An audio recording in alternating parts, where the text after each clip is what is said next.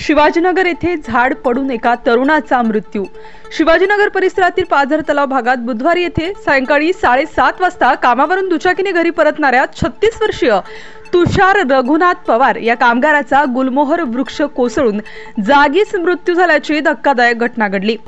तुषार रघुनाथ पवार हे आपल्या दुचाकीने शिवाजीनगर कडून गंगावरहे या गावी सायंकाळी 7:30च्या सुमारास जात असताना हा अपघात घडलाय। पवार हे जात असताना शिवाजीनगर पाझर तलावाजवळील जीर्ण गुलमोहर वृक्ष अचानक त्यांच्या दुचाकीवर कोसळला, यात ते गंभीर जखमी झाले। अपघाताची माहिती मिळताच गंगापूर पोलीस ठाण्याच्या वरिष्ठ निरीक्षक तृप्ती सोनवणे यांनी घटनास्थळी धाव घेतली। जखमी रघुनाथ पवार यांना जिल्हा रुग्णालयात दाखल केले। तेथील डॉक्टरांनी तपासून पवार यांना मृत घोषित केले।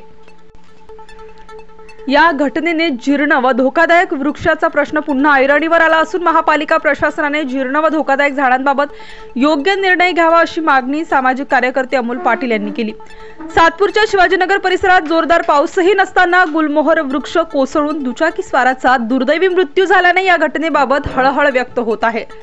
आपल्या छत्रपती शिवाजीनगर सातपूर या ठिकाणी गंगामाळुंगी इथं राहणारा युवक तुषार रघुनाथ पवार याचं झाड पडून अतिशय दुर्दैवी अशी घटना या ठिकाणी घडली आहे। मी नाशिक महानगरपालिकेचे आयुक्त साहेब आणि प्रशासनाला विनंती करेन तर गेल्या अनेक दिवसापासून अशी मागणी होत आहे का जे झाडं जुने झालेले आहेत, गुलमोहरची झाडं असतील, अनेक प्रकारची झाडं असतील, त्याची झाडं ठिसूळ झाले दिसतात, अतिशय मोठ्या प्रमाणात दिसतात, परंतु झाडं कधी कोसळतात।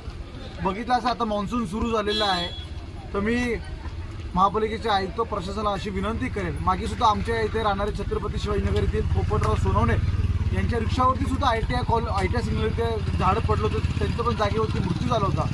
परंतु उद्यान विभागाने आणि नाशिक महानगरपालिका प्रशासनाने कुठल्याही प्रकारची हलगर्जीपणा न करता जे झाडं जे खराब झालेले, जे ठिसूळ झाले, त्याचं ऑडिट करून ते त्वरित काढून घ्यावे। आणि जे काही वृक्षप्रेमी असतील, तुम्हाला झाडं लावायची असतील तर तुम्ही अनेक ओपन स्पेस या ठिकाणी झाडं लावा। परंतु जेव्हा उच्च न्यायालय कुठल्या प्रकारचे आदेश देत असेल प्रशासनाला, त्या ठिकाणी त्यांना काम करण्याचं तुम्ही सर्वांनी सहकार्य केलं पाहिजे, जेणेकरून अशा दुर्दैवी घटना घडणार नाही। तुम्ही बघितलं असं जी आज ते तुषारच्या भोवती जी घटना घडली आहे, तिचं पूर्ण कुटुंब त्या ठिकाणी पोरकं झालेलं आहे। मी पुन्हा एकदा सर्व प्रशासनाला विनंती करून उद्यापासून नाशिक शहरातले असे जे काही झाडं जे खराब अवस्थेत असतील ते काढून घेण्यासाठी विनंती करतो।